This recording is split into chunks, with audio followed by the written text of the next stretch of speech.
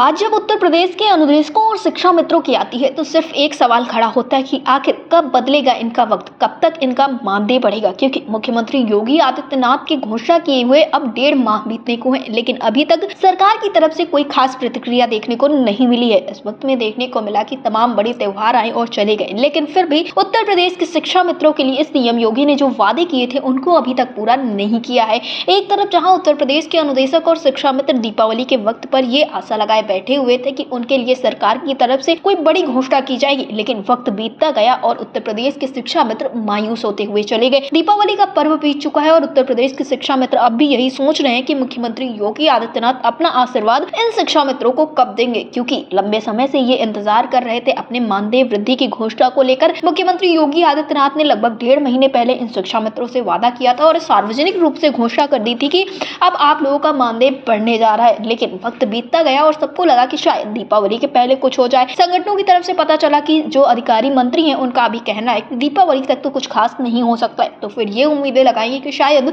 दीपावली में कुछ खास हो जाए इन शिक्षा मित्रों के लिए। लेकिन दीपावली बीत चुकी है और अभी तक कुछ खास नहीं हुआ है। लगातार मुलाकातों का दौर जारी है। इस बीच में देखने को मिला कि दीपावली के पहले ही श्रीचंद शर्मा के साथ साथ तमाम अन्य मंत्रियों ने मुलाकात की मुख्यमंत्री योगी आदित्यनाथ से। तो ये एक उम्मीद ये जगी थी कि शायद दीपावली के अवसर पर ही सरकार इनके लिए कुछ खास करेगी, लेकिन फिर भी सरकार की तरफ से कुछ खास नहीं किया गया। जो सार्वजनिक रूप से घोषणाएं की गई हैं उसको लेकर लगातार इंतजार किया जा रहा है शिक्षा मित्रों के द्वारा कि कब मुख्यमंत्री योगी आदित्यनाथ उनके लिए कुछ खास करेंगे, कुछ बेहतर करेंगे, जिससे कि उत्तर प्रदेश के शिक्षा मित्रों की समस्याओं का हल हो सके। एक तरफ जहां उत्तर प्रदेश के शिक्षा मित्रों का ये कहना है कि 10,000 रुपए के मानदेय में इस तरह से जीवन व्यतीत करना काफी ज्यादा मुश्किल होता हुआ चला जा रहा है, तो वहीं पर सरकार का अक्सर ये कहना होता है कि इसी सरकार में इन शिक्षा मित्रों का मानदेय 3500 से 10,000 किया गया था। ये सारी बातें हो रही है। फिलहाल अब न्यूनतम मानदेय की बात कही गई है, जिसमें से ये कहा गया है कि 18 से 20,000 रुपए मानदेय अब शिक्षा मित्रों का होगा, अनुदेशकों का होगा, कैशलेस इलाज की सुविधा मिलेगी। लेकिन इन सारी चीजों का क्या अगर ये धरातल पर लागू नहीं हो रहे, क्योंकि देखने को मिल रहा है अवसाद में आकर अक्सर शिक्षा मित्र काफी ज्यादा परेशान होते हैं और मौत की घाट उतरते हुए नजर आ रहे हैं और लगातार शिक्षा मित्रों की संख्या जो है वो कम होती हुई चली जा रही है। इन बीते वर्षों में देखने को मिला कि शिक्षा मित्र जो है तमाम ऐसे परेशान हुए हैं कि